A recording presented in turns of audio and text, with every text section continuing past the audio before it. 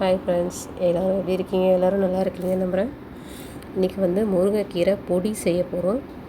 அதுக்கு வந்து ஆல்ரெடி முருங்கைக்கீரையை வாங்கி நிழலில் உணர்த்தி ஒரு 2 நாள் உணர்த்தி வச்சுக்கணுன்னா இந்த மாதிரி ட்ரையாக இருக்கும். இதை வந்து கடாயில் போட்டு ஜஸ்ட்டு சூடு பண்ணிக்கோங்க. சூடு பண்ணி நல்லா இந்த மாதிரி நல்லா ஒரு 5 மினிட்ஸ் ஸ்டார்ட் பண்ணினா போதும். அப்படி இருக்கும். அதுக்கப்புறம் வந்து உளுந்து கொஞ்சம் எடுத்து வறுத்துக்கோங்க.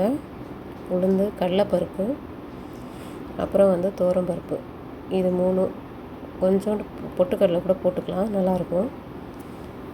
இது 3-4 பருப்பையும் நல்லா வறுத்துக்கணும். வறுத்துட்டு நல்லா கொஞ்சம் செவக்க அந்த கோல்டன் ப்ரௌன் வர வரைக்கும் வறுத்து எடுத்துக்கணும். அப்படியே நான் எல்லா பருப்பையும் பாருங்கள், இந்த மாதிரி இருக்கணும். தட்டில் தனித்தனியாக வறுத்து எடுத்து தட்டில் வச்சுக்கோங்க.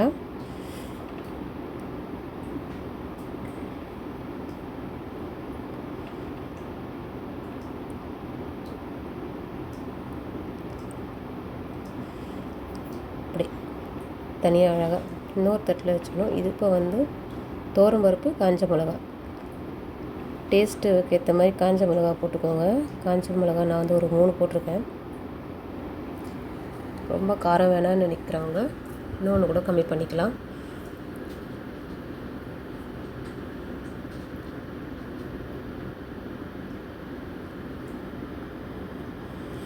எல்லாத்தையும் தனித்தனியாக வறுத்து எடுத்து தட்டில் வச்சுக்கணும். அப்போ வந்து அரைக்கும்போது முதல்ல வந்து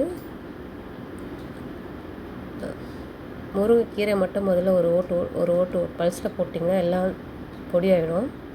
அதுக்கப்புறம் இந்த நம்ம வறுத்து வச்சுருக்கிறதெல்லாம் சேர்த்து இன்னொரு வாட்டி அரைச்சிட்டோன்னா ஒரு வாட்டி அரைச்சி நல்லா பல்ஸ் மோடில் போட்டு எடுத்துட்டோன்னா பொடி ரெடி ஆகிடும்.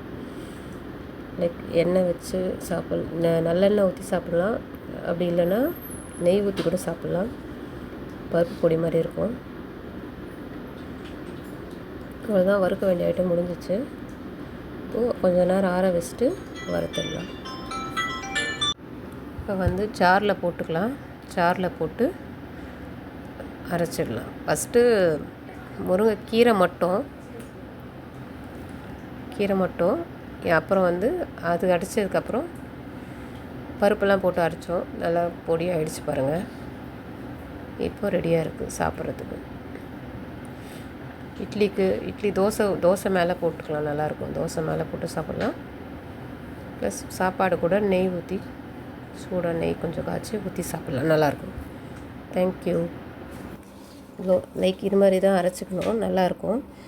அண்ட் லைக் பண்ணுங்கள். வீடியோ பார்க்குறீங்க எல்லோரும் லைக் பண்ணுங்கள், ஷேர் பண்ணுங்கள், சப்ஸ்கிரைப் பண்ணுங்கள்.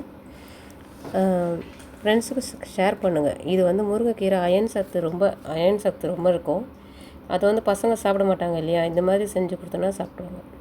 Thanks friends.